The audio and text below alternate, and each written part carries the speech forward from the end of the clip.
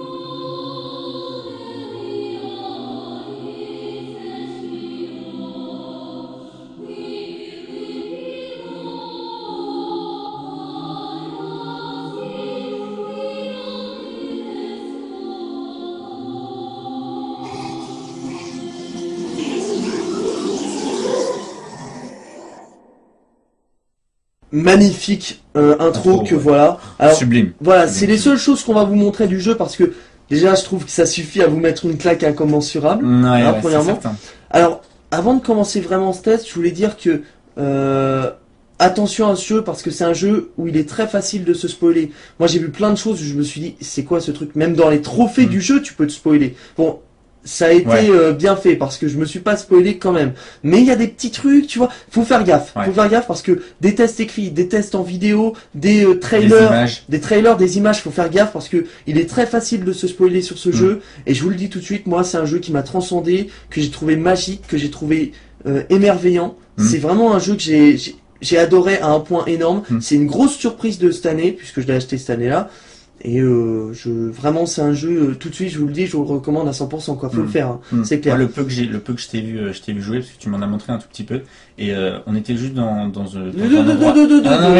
Attention, on spoil. Dans un endroit sympa avec une musique, parce que l'OST on en reparlera. Ouais. Et j'étais tout de suite dans l'ambiance, alors que c'était pas un moment clé de l'histoire ou autre. Voilà, c'est un moment à plat, mais il y a ce charme, quoi, il y a ce truc. Tu rentres tout de suite dedans, quoi. Et avant de se lancer vraiment dans le test à proprement dit du jeu, j'avais une autre chose à parler, c'est un peu l'histoire de ce jeu. Pas l'histoire, en fait, pas l'histoire, genre l'histoire du personnage principal, tout ça, non. C'est vraiment l'histoire du développement du jeu, voilà. Parce que, à la base, il y avait deux Nier. Il y avait Nier Replicant et Nier Gestalt. Ouais, deux jeux Nier, donc. Voilà, deux jeux Nier. D'ailleurs, ces deux titres s'expliquent quand tu continues un petit peu le jeu, mais ça, on n'en parlera pas trop. Afin de pas spoiler évidemment. Et donc en fait les seules différences qu'il y avait entre ces deux versions, c'était un changement du personnage principal et quelques changements scénaristiques. Alors c'est ce que je crois, hein, parce que c'est ce qui est dit sur des forums ou autres. C'est pas forcément vrai. Alors à ce que j'ai compris, nous en France on a le Nier Replicant. Et en fait au Japon ils ont les deux versions. Et à ce que j'ai compris, il n'y a pas d'énormes changements entre les deux versions. Donc nous, aujourd'hui, de toute façon, on teste la version réplicante, que j'ai trouvé excellente de toute manière. Il y en a qui gueulent sur un petit point que, moi, ce point d'ailleurs, je trouve qu'il n'est pas lieu d'être critiqué. Et même, je suis pour ce point-là. J'en dirai pas plus parce que, encore une fois, j'ai pas envie de vous spoiler. Même ce point infime, je veux faire très attention et vous garder un plaisir de jeu total. Voilà. Donc on se lance tout de suite dans le test. Le test d'un jeu, comme je te l'ai dit, que j'ai commencé sans rien savoir. J'ai commencé, on m'a dit, bon, c'est un ovni, genre Shadow of the Colossus et Okami. C'est un mix des deux. C'est lourd quand même. Attends, c'est du lourd. Ça, tu te dis, bon bah, faut que je vois ce que c'est. Hein. Ouais, c'est clair, voilà. Obligatoire. Obligatoire. Et c'est vrai que on retrouve des petits côtés des deux sans que ça soit même une influence. C'est même pas une influence, c'est juste, tu ressens un petit truc, tu vois, une petite odeur. Et alors la magie. Voilà, et je vais parler il y a beaucoup de choses dans ce jeu, donc je sais pas vraiment par quoi commencer. Tiens, je vais commencer par le point noir qui a été décrié par beaucoup et que moi j'aimerais rehausser par contre, c'est les graphismes. Parce que beaucoup ont dit que les graphismes étaient moches, carrément, c'est-à-dire pas mauvais, mais vraiment moches, quoi. Qu'ils étaient... alors bon, on retrouve les termes qui sont vachement utilisés dans le jeu vidéo, aliasé, clipping, tout ça. Bon, ça on s'en fout, nous on n'en parle pas. On parle de quoi, nous? On parle d'un jeu, est-ce qu'il est beau ou pas? Est-ce qu'il te passionne? Moi, graphiquement, j'ai trouvé que c'était poétique. J'ai trouvé que c'était enchanteur, qu'il y avait un truc. Évidemment, c'est poétique, c'est, c'est magique, parce qu'il y a les musiques. Bon, on y reviendra après, mais...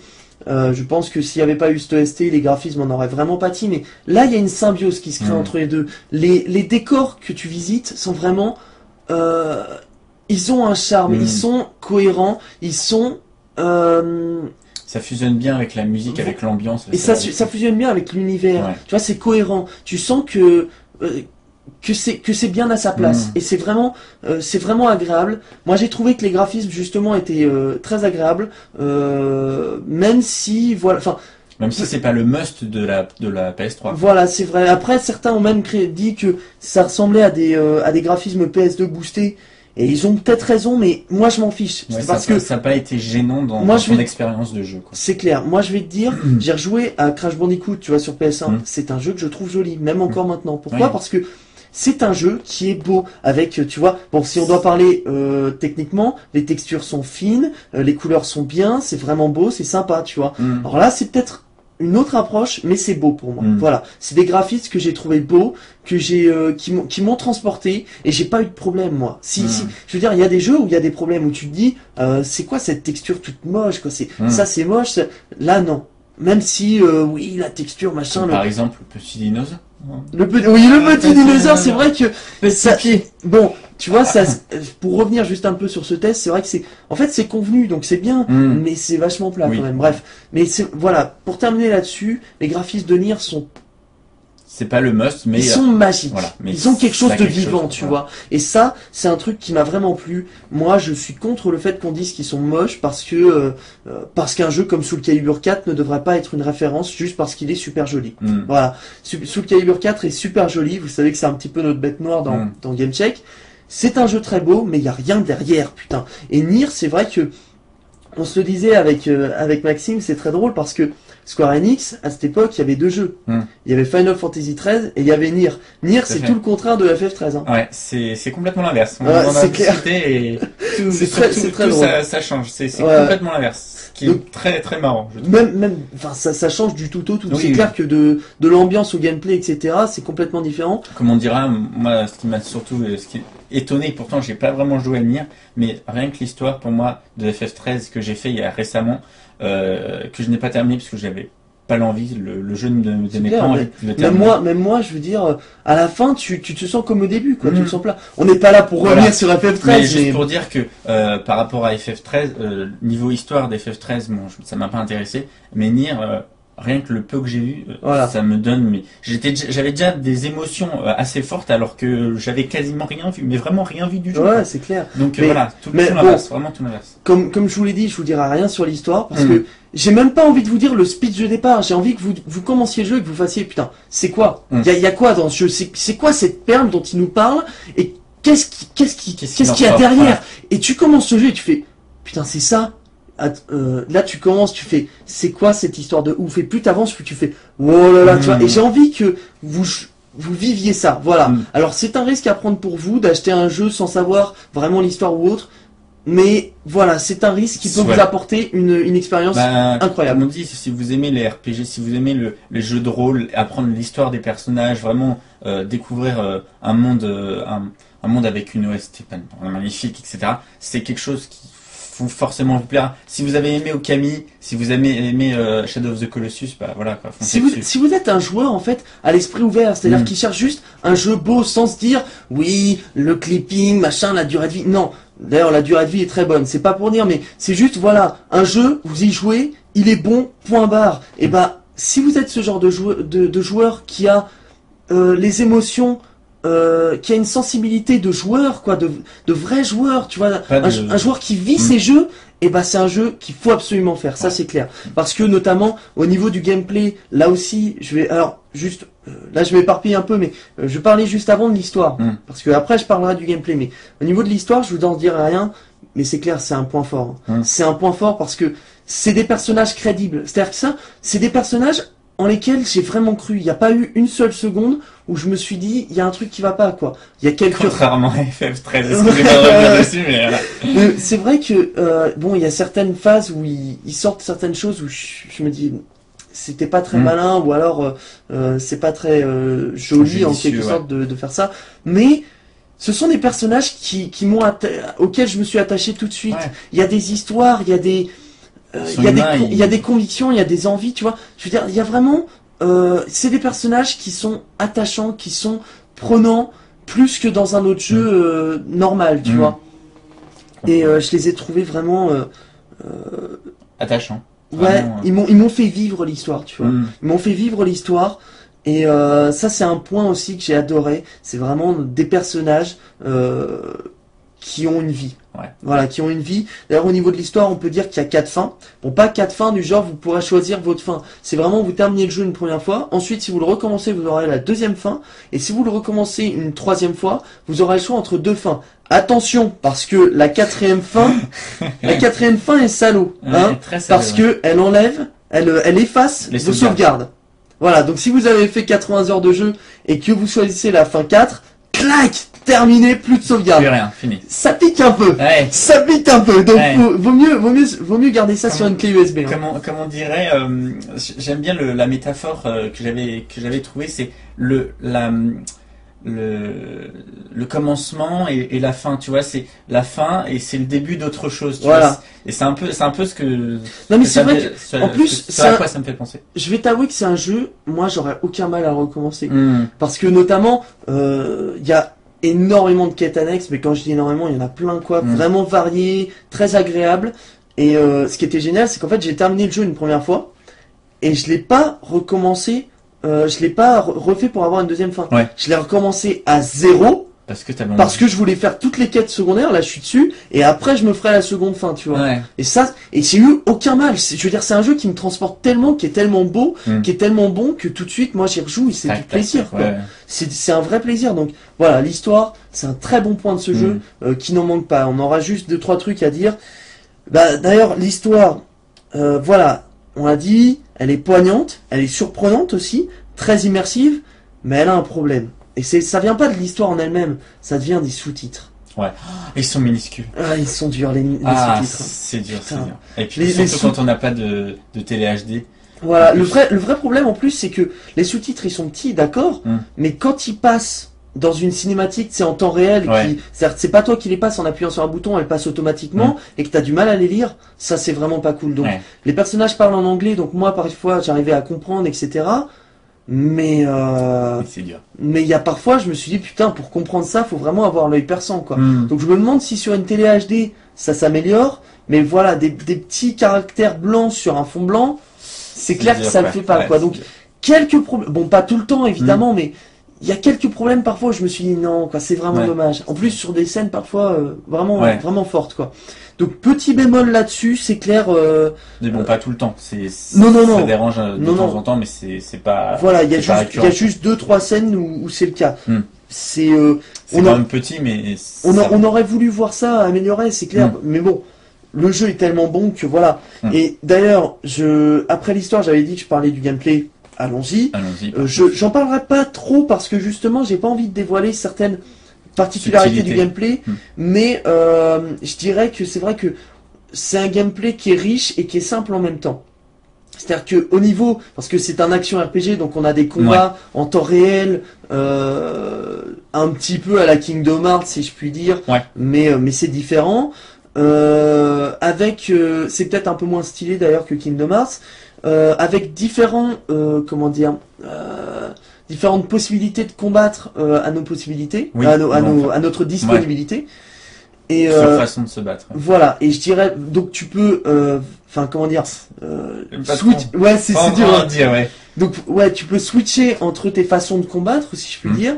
Et donc et c'est très agréable parce qu'en plus ces façons de combattre, elles sont assez innovantes parce que ce sont pas des choses pas de boule de feu, pas de jet d'éclair, c'est plus inventif que ça et j'ai trouvé que c'était une petite particularité qui donnait un peu plus de profondeur à l'univers déjà vachement unique de Nier, quoi. Donc ça, après faut dire quand même que on peut améliorer par exemple ses armes. Bon, vous vous en doutez, on a des armes, voilà. On peut améliorer ses armes. Donc avec un système, tu sais, tu ramasses des éléments, des matériaux et tu les combines sur ton arme pour l'améliorer.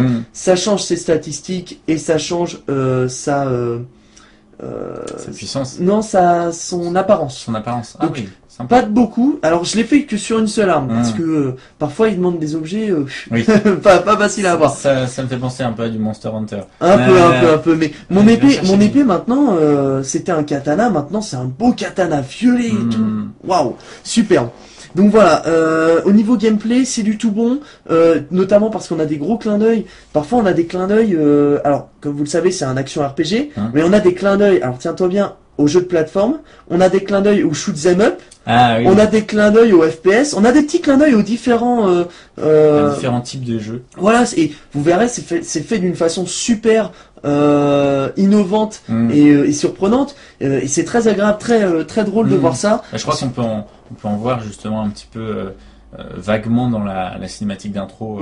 Vite fait. Mais après, voilà, encore une fois, ne vous la regardez pas, parce que voilà, gardez-vous la surprise, vraiment, c'est quelque chose de très important, je pense.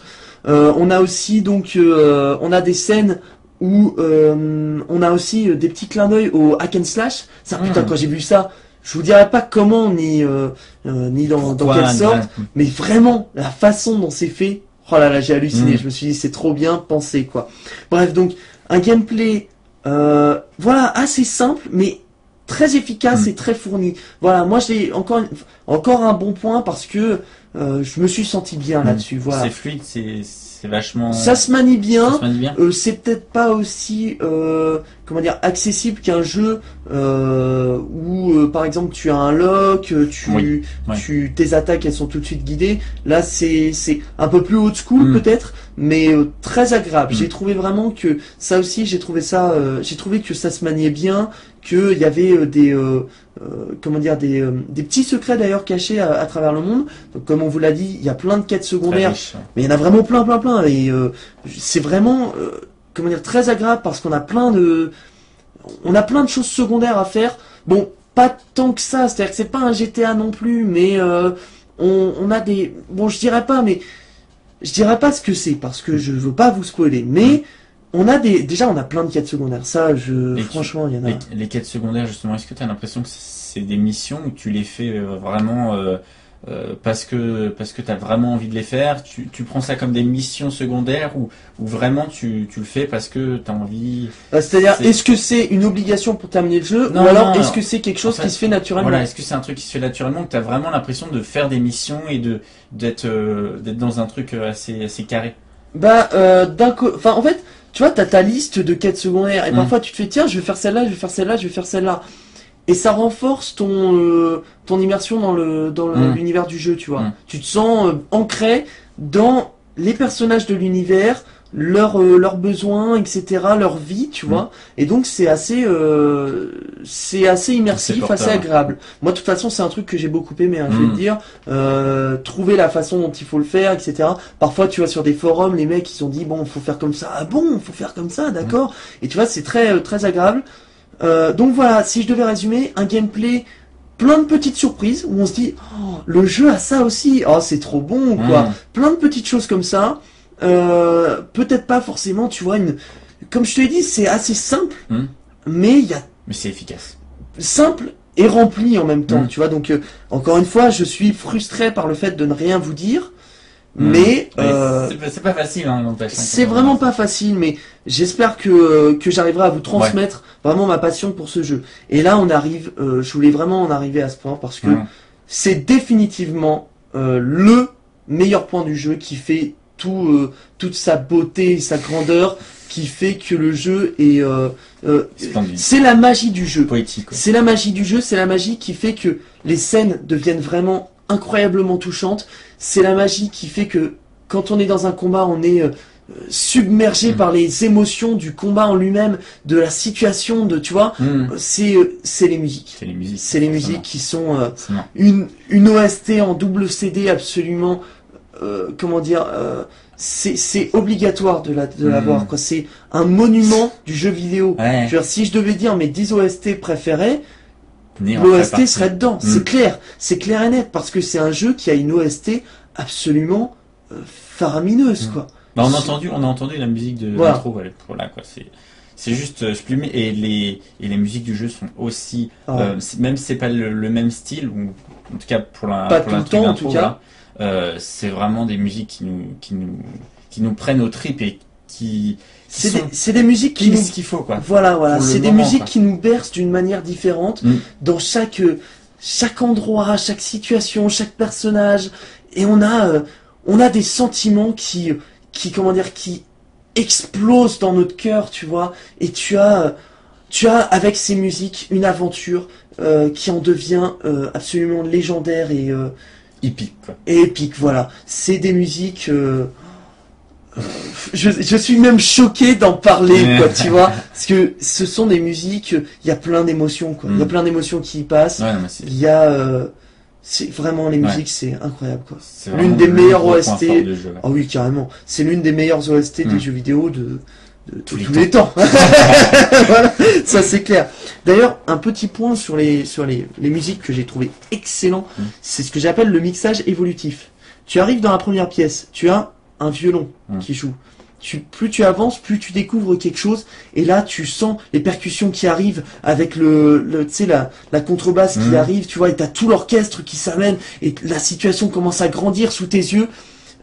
Et tu vois, le mixage évolutif, c'est le fait que on enlève où on ajoute des instruments selon la situation, selon tu arrives à tel passage, etc. Et c'est génial, c'est génial. Tu passes dans une scène cinématique où t'as juste, comment dire, tu sais les instruments à cordes qui font une ambiance très tendue. Et bam, le combat débute et là t'as les grosses percussions avec tout l'orchestre qui arrive et t'as vraiment encore une fois une sensation épique qui envahit ton corps. Énorme, et tu te sens waouh quoi, tu te sens en plein dedans. Et ça, le mixage évolutif, c'est une très bonne idée. Chose, ouais, une très bonne idée pour ce jeu parce que il joue avec toi, il joue avec tes émotions, il joue avec ton immersion dans le jeu et il te berce d'un coup à gauche, d'un coup à droite, un petit chocolat. Et c'est vraiment le mixage évolutif, c'est une très bonne idée, une très bonne idée. Alors après, voilà, niveau durée de vie, on a un jeu qui est extrêmement long. C'est quand même un action RPG. Voilà. Vraiment... Pour le terminer la première fois, si vous faites toutes les quêtes secondaires, etc. Donc avec la première fin, je pense qu'on en a pour 40 heures. Faut compter avec ça les 3 autres fins, plus du contenu téléchargeable. Alors à ce sujet-là, qui s'appelle d'ailleurs les vaisseaux vacants. Je vous conseille là aussi de ne pas regarder la définition du contenu parce que ça spoil. Et le spoil est partout dans ce jeu, donc faites bien gaffe à ça. Donc voilà, ce contenu, on vous le fera dans une autre vidéo qui sera en fait un add-on de ce test. Voilà. Ça sera un test add-on de ce test sur un add-on du jeu qu'on teste maintenant. Voilà, vous avez tout compris. Vous êtes bon. Vous êtes fort. Très bien. Bref, donc voilà, on vous fera une vidéo add-on et donc si vous n'avez pas vu ce test et que vous n'aurez pas joué au jeu, il sera inutile de voir l'add-on de ce test, donc l'add-on de ce jeu. Tout à fait. Voilà. Je te suis totalement. Donc voilà, mais ça on le fera un peu plus tard, notamment quand j'aurai bouffé cet add-on. Voilà. Donc, est-ce que là on a bien débriefé le jeu. Est-ce qu'on a autre chose? Il me semble qu'on a fait un bon tour. Je crois qu'on a fait, on a fait du bon tour. On a parlé de cette merveille, de cette petite perle. Je pense que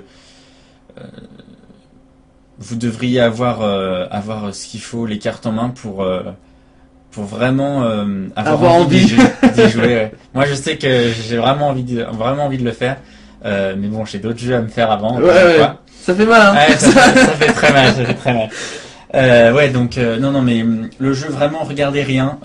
Vous avez vu l'intro, vous avez entendu la musique qui vraiment vous fout des frissons. C'est vraiment énorme, quoi. Et donc, si vous avez l'esprit ouvert, comme tu le disais, lancez-vous dessus, quoi. Oui, si vous arrivez à le trouver. Je pense que c'est très important de ne pas avoir de préjugés du genre, alors je vais juger le jeu, oui il y a du clipping ici, bug de gameplay ici, c'est pas fait pour les joueurs comme ça, c'est fait pour les joueurs qui se disent je vis le jeu, je me lance dans l'aventure, je vis les émotions qu'il m'envoie, je ressens le jeu, je transcende mon corps pour vivre le jeu. Voilà. À la base on est là pour jouer, on n'est pas là pour tester d'une certaine manière. Donc nous on fait des tests, mais on fait des tests dans l'essence même du joueur qui a vraiment envie de jouer, qui a pas envie de vous dire les termes techniques, etc. Nous on est vraiment parce que moi dans le jeu, dans les émotions, dans l'impression. Voilà. C'est vraiment le jeu, l'aventure vécue. Et c'est pour ça que ça me fait rire parce que je suis abonné à eux, mais des gars comme Hooper, des gars comme Gibi 300. Je trouve que leurs tests ne sont pas bons. Pourquoi? Parce qu'ils spoilent. Ils sont trop techniques. Ce sont deux choses, moi, qui me dérangent parce que le spoil, c'est quoi? C'est la destruction de la découverte. C'est le fait de ne plus pouvoir découvrir un jeu. Alors après, par exemple, pour un jeu, tiens, qu'est-ce que je pourrais prendre? Par exemple, Vanquish. Vanquish, je pense qu'il est important de ne pas parler de certaines choses, de certaines surprises qu'on doit laisser aux joueurs seuls. C'est-à-dire juste aux joueurs de se dire, oh tiens, etc. C'est pour ça que sur beaucoup de jeux, on vous dit rien sur le scénario parce que on veut que vous commenciez le scénario, que vous le finissiez et voilà, vous l'avez découvert par vous-même, vous l'avez vécu sans avoir rien vu avant. Donc c'est juste vous et le jeu. Par contre, on peut vous dire ce qu'on en a pensé. C'est complètement différent et c'est pour ça que là, ce test d'un jeu aussi énorme que Nier à mon cœur, pour moi, ça te fait pas de vidéo. Voilà, ça me semblait important de vraiment vous spoiler. Rien du tout, même pas le jeu en... Voilà. Je voulais vraiment... pour moi, ça me semblait très important de vous laisser cette essence même du jeu et vous dire, ok, on vous propose quelque chose, on vous propose de jouer à un jeu que nous, on considère mais comme une de ces perles du jeu vidéo. C'est-à-dire, il y a les hits, tu vois, les hits comme Dead Space 2, tout ça, BioShock, tu vois, c'est des jeux qui sont attendus. Mais il y a au-dessus. Il y a les jeux, je veux dire, c'est le jeu, tu te dis, mais tout le monde dit que c'est une bombe, quoi. C'est une bombe, c'est un truc, c'est Geisha, quoi, je sais pas, moi, tu vois. Donc voilà, le truc, c'est que Nier en fait partie. Nier, c'est un jeu, j'ai été absolument soufflé. C'est vraiment comme on dit, c'est vraiment une perle. Une perle comme Okami peut l'être et comme Shadow of the Colossus et Ico peuvent l'être, quoi. Ouais, ça c'est vrai que je le confirme. Je le confirme parce que c'est clair que c'est c'est d'une qualité incroyable. Donc Nier, franchement, recommandation plus de GameCheck parce que c'est un jeu, une aventure exceptionnelle. Exceptionnelle. Est-ce qu'on a tout dit là? Parce que je pense qu'on a fait un bon tour là. Ouais, je pense qu'on vous en a bien parlé sans vous spoiler, enfin au maximum. Donc, je pense que vraiment là, comme on vous a dit plusieurs fois, ne regardez aucune image, ne regardez pas l'intro. L'intro, même si elle est magnifique. Même si elle est magnifique. À la rigueur, vous pouvez écouter la musique, mais faites gaffe quand même. En fermant les yeux, de pas vous donner envie de regarder la vidéo. Ce qui n'est pas facile, je dois dire. Ouais, c'est clair. Donc voilà. Ne faites pas cette faute-là si vous avez vraiment envie d'y jouer. Ça vous donne vraiment envie parce que ça vaut vraiment le coup, quoi. Ouais. Nier, une aventure qui prend aux tripes, une aventure qui fait... Ah oui, une chose importante, tiens, une petite anecdote. La fin du jeu, hein, les 30 dernières minutes, j'ai pleuré non-stop. Hein. Les 30 dernières minutes, je veux même pas dire ce qui se passe, mais vraiment, j'ai pleuré pendant les 30 dernières minutes, non-stop, quoi. Parce que c'était trop intense, c'était trop beau, c'était trop touchant, quoi. C'était génial. Donc voilà, Nier, une aventure qui m'a touché au plus profond de mon cœur de joueur et de qui je suis. Nier, recommandation, vraiment maximum GameCheck. Donc voilà, j'espère vraiment vous avoir donné envie de jouer à ce jeu qui n'est pas très connu et qui mériterait pour moi plus de reconnaissance. Ouais, c'est clair, parce que quand on voit que FF13, on va pas revenir là-dessus, bref. Donc voilà, c'était Nier sur GameCheck. Nous, on va vous laisser. Hein. Ouais, on va partir. Hein. On va se faire un petit thé. Voilà. T'as envie d'un thé? Oui. On va se faire un petit thé. Voilà. Donc voilà, nous on va vous laisser sur ce thé. Et puis en tout cas, prenez soin de vous. Amusez-vous bien, on espère que ce test vous aura touché autant que Nier nous aura touché, même si c'est impossible parce que Nier est à un niveau absolument voilà.